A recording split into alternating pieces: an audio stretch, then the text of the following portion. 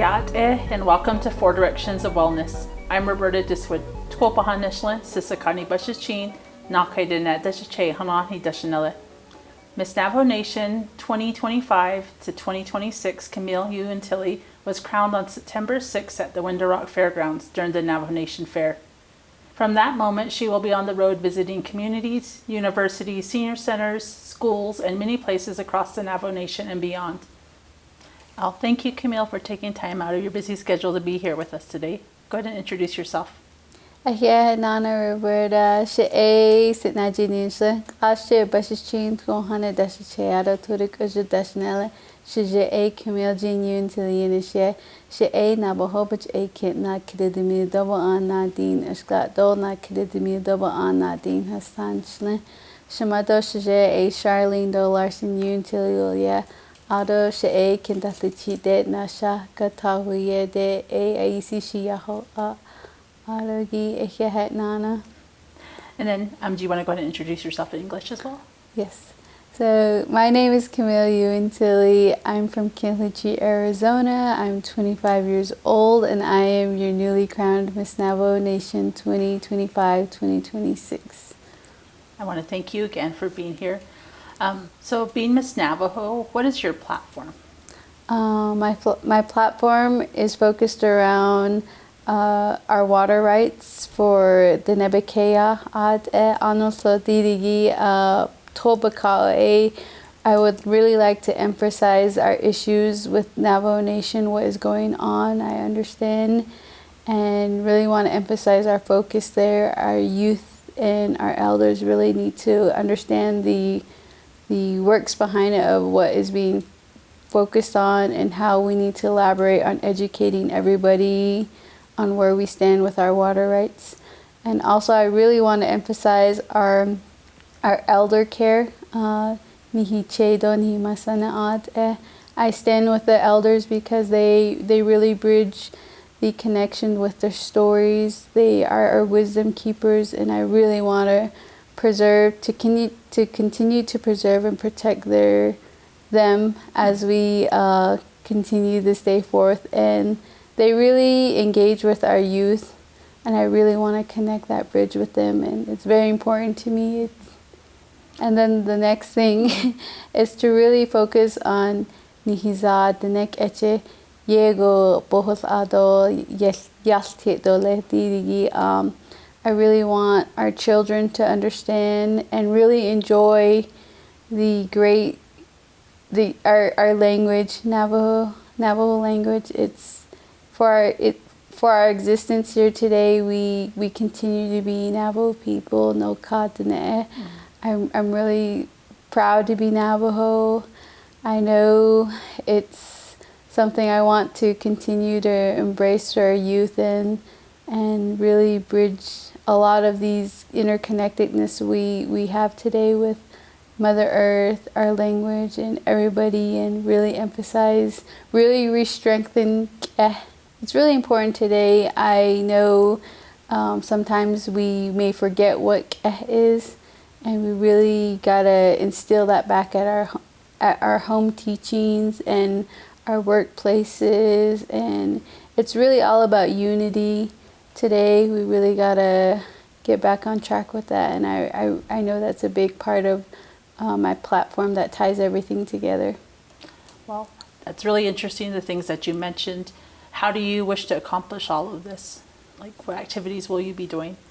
Well, that's the exciting part. I'm really excited. So these past weeks we've been really planning, and I'm so thankful I have a team that supports it.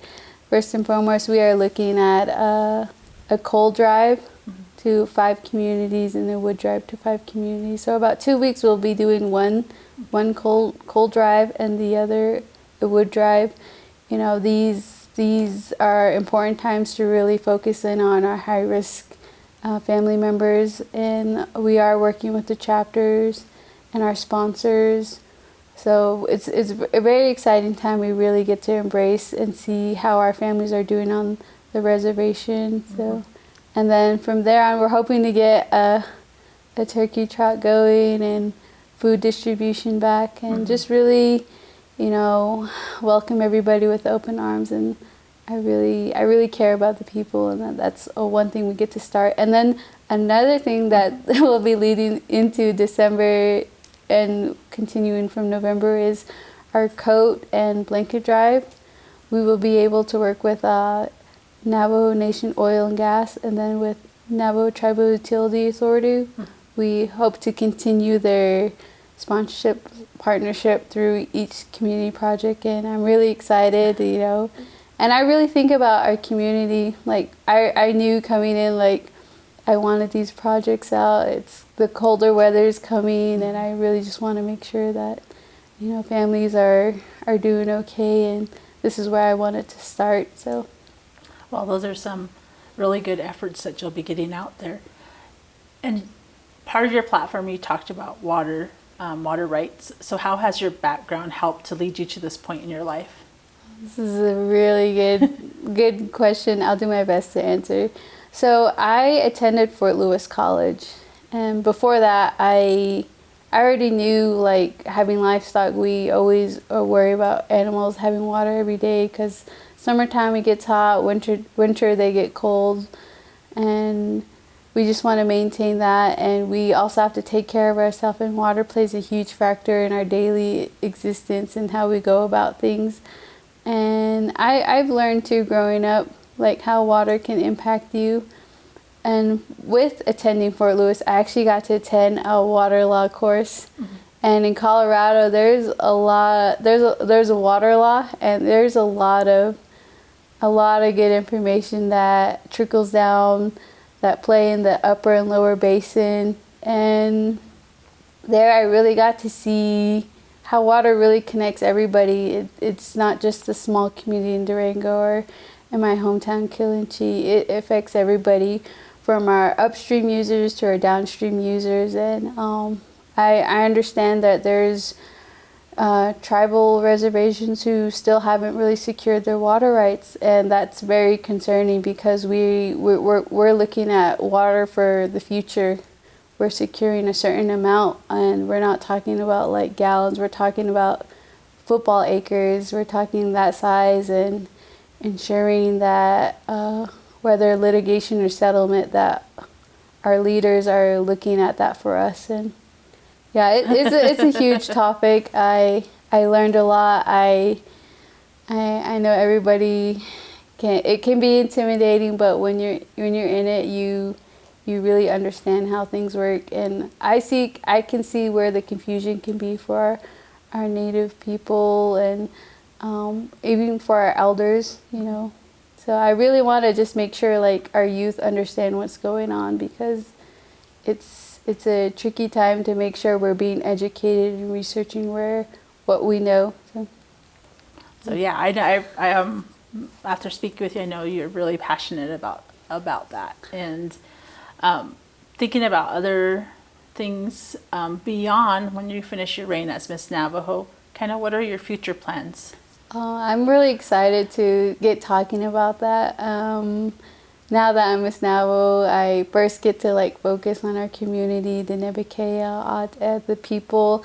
I'm really excited, but it's also exciting that I get to also focus back on myself. I get to look at a couple of graduate programs and really hone in on where my mapping skills come in, and my bachelor's degree of environmental studies. And they both coincide with each other, which is another main thing. I think sometimes we always try to figure out how things are connected, and everything's connected one way or another. And I know with my mapping skills and my mapping, the visual aspect of it, I know it's going to go far. And that's what really attracted me to my GIS course and certificate. So there I really want to emphasize maybe looking at environmental landscape and how that affects structural buildings. You know, people are kind of always amazed how landscape really affect how development happens. And that's the same thing how water, like the geomorphology of it. Mm-hmm. So, and I think that's another thing, how powerful Mother Nature is, Mother Earth, you know, I really want to also apply that concept that we got to be respectful of our landscape, you know, and just be mindful of things, not only the the land, but the environment, the ecosystem, our animals, and just really be mindful of the natural law that we have here, and really getting to apply our Navajo concepts too. And that's really an aspect I really want to get into. So it's very exciting to talk about graduate school, and I'm happy that the time will be there when after Miss Navajo. And Well, I'm glad, and you can hear the excitement in your voice, both of what you want to do as Miss Navajo and what you want to do after as you're done with your reign. Before we end, is there like a message of encouragement that you have for our youth? Yes, to our youth, we look up to you. We really want you to succeed, and everything that you do is you're building a foundation for yourself. And sometimes we can forget that, but remember, you can always lean back on your parents, your family, and you're not doing this alone. I think we have a pretty good guideline of what's instilled in our culture, and that's okay to always ask, and it's to never be forgotten, but to always ask and be curious. As I started this journey to be Miss Navajo, I was constantly asking questions, pronunciation, the significance behind small things, and you really get to communicate. You really get to talk with people, and that's where you really find the stories, and you just want more of that. But in today's demanding the world's demands today, you're stretched thin, and that's where I really want to emphasize. It starts at home on Nihihuan, where the teachings are in the Hogan, your grandparents. That's where our grandparents come in, and taking care of them, making sure their stories pass on. And there's a lot of uniqueness that I've really realized within my start as a contestant. The decision I made when I wanted to run in. Looking back, I'm so happy I did it. I know I'm only going to grow from here forward, and I have the support. And I really want the youth to recognize that. And, between the youth and the elders, I understand the role I play, and I take this role very personal because I have siblings. I'm the middle child, and I know what it's like to make sure, we don't want to make the same mistakes, and we want the youth to follow. And that's where I really, I'm so glad a mentor pointed that out to me. I can't wait to continue to talk to these kids, and the goal really is for the youth to say, hey, I'm so glad you spoke to me this way, and I started something. And that's where a couple of projects are really going to hone in on once we get the ball rolling. So I'm very excited. Well, I want to thank you, Camille, for being here today. Thank you again. This has been 4 Directions of Wellness. Hagonen.